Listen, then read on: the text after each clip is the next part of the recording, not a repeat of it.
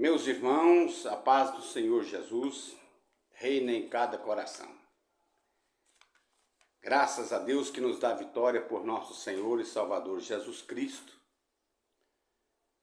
e nos deu a oportunidade de mais uma vez estar meditando com vocês a leitura diária dessa terça-feira, que está capitulada no livro, na Epístola aos Hebreus, o capítulo 4, verso 16, e a nossa leitura dessa semana traz por título Os frutos da oração. Aleluia! E assim diz a palavra do Senhor: Cheguemos, pois, com confiança ao trono da graça, para que possamos alcançar misericórdia e achar graça, a fim de sermos ajudados em tempo oportuno. Amém. São palavras do escritor, que nós não temos a certeza quem foi o escritor aos Hebreus, mas sei que foi um homem muito inspirado por Deus para nos trazer o exemplo e ensinamentos, contando história dos antepassados e nos dando força para que possamos confiar mais no Deus que nós servimos. O escritor aqui, a partir do verso 14, ele nos diz: nosso Senhor, Jesus, nosso Senhor, sumo sacerdote, que diz: visto que temos um grande sumo sacerdote, Jesus, Filho de Deus, que penetrou nos céus, retenhamos firmemente a nossa confissão, porque não temos um sumo sacerdote que não possa compadecer das nossas fraquezas, porém um que, como nós, em tudo foi tentado, mas sem pecado. Cheguemos, pois, com confiança ao trono da graça, para que possamos alcançar misericórdia e achar graça, a fim de sermos ajudados em tempo oportuno. Meus irmãos, falar da oração, esse assunto da oração, os frutos da oração. Oração é algo que ele não é muito fácil de ser cultivado, porque depende de sacrifício. Você já imaginou 3 horas da manhã, 4 horas da manhã, assim, chovendo, você embrulhar debaixo de uma coberta, e você tem que despir daquela coberta, tirar, levantar, dar uma espreguiçada e tirar um momento para falar com Deus? Se a gente não tiver um propósito, a gente vai deixando para trás. Mas os frutos da oração, aleluia, ele é gratificante. Nós sabemos, meus irmãos, que os homens de Deus, eles oraram, né? Porque a oração produz a confiança. Quando nós oramos, nós passamos a confiar mais em Deus. E o escritor disse: olha, gente, nós não estamos falando aqui de um homem um mero homem que qualquer um como nós, não. Nós estamos falando de um sumo sacerdote. Aleluia. Jesus, Filho de Deus. Olha bem, quem é que o escritor está aqui referindo? É uma pessoa excelente, que penetrou nos céus. Ele penetrou, ele entrou lá nos céus. Retenhamos firmemente a nossa confissão. Às vezes, irmãos, nesta vida, às vezes nós fazemos confissão, depois esquecemos o que nós fazemos, o que nós falamos. Mas no dia que nós aceitamos Cristo como Salvador, no dia que nós descemos as águas batismais, nós fizemos uma confissão de fé. Eu já efetuei muito batismo e eu fazia aquelas perguntas aos candidatos. E se você quer se batizar mesmo, a pessoa diz: quero. Você promete ser fiel, obedecer à doutrina da igreja, os usos e costumes que a igreja impõe? Prometo. Você promete ser fiel até a morte? Prometo também ser fiel até a morte. E às vezes, aí o oficiante do batismo, então, diante dessa multidão de pessoas, como testemunhas, eu te batizo em nome do Pai, do Filho e do Espírito Santo. Então, a nossa confissão de fé, retenhamos firme a nossa confissão de fé. Aleluia. E às vezes as pessoas esquecem. Passa tempo, ele vai esquecendo, as coisas dessa vida vai engodando ele, e ele vai afastando, esquecendo o compromisso de ser fiel até a morte, que você fez diante de Deus, do Pai, do Filho e do Espírito Santo, e das testemunhas que estavam assistindo o seu batismo. Então, por isso que aqui o escritor diz, retenhamos firmemente a nossa confissão. Verso 15, porque não temos um sumo sacerdote que não possa compadecer das nossas fraquezas, porém um que, como nós, em tudo foi tentado, mas sem pecado. Jesus experimentou o sofrimento aqui, cansaço, tentação, sede, fome.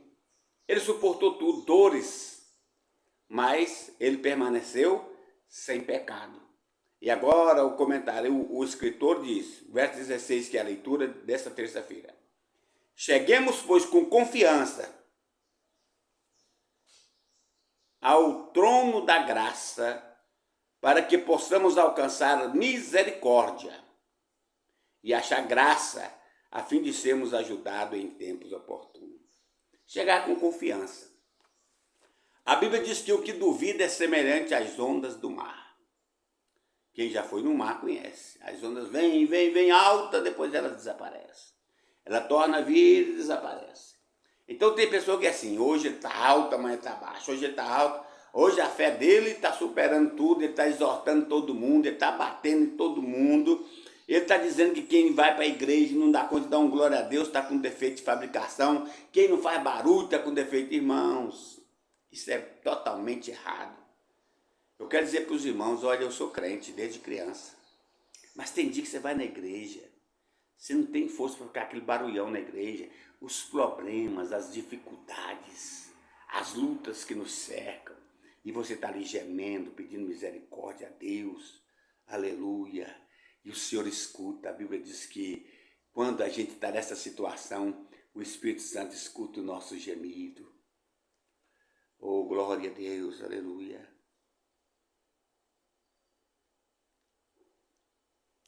Ele escuta o nosso gemido e vai diante de Deus.